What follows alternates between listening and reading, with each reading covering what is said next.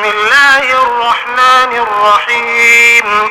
إذا جاءك المنافقون قالوا نشهد إنك لرسول الله والله يعلم إنك لرسوله والله يشهد إن المنافقين لكاذبون.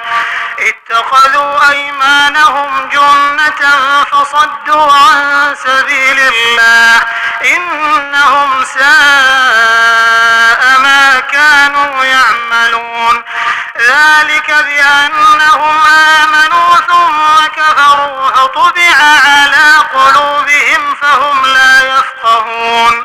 وإذا رأيتهم تعجبك أجسامهم وإن يقولوا تسمع لقولهم كأنهم خشب مسندة يحسبون كل صيحة عليهم هم العدو فاحذرهم قاتلهم الله أنى يؤفكون. وإذا قيل لهم تعالوا يستغفر لكم رسول الله لووا رؤوسهم ورأيتهم يصدون وهم مستكبرون. سواء عليهم أستغفرت لهم أم لم تستغفر لهم لن يغفر الله لهم إن الله لا يهدي القوم الفاسقين. هم الذين يقولون لا تنفقوا على من عند رسول الله حتى ينفضوا ولله خزائن السماوات والأرض ولكن المنافقين لا يفقهون. يقولون لئن رجعنا إلى المدينة ليخرجن الأعز منها الأذل ولله العزة ولرسوله وللمؤمنين ولكن المنافقين لا يعلمون.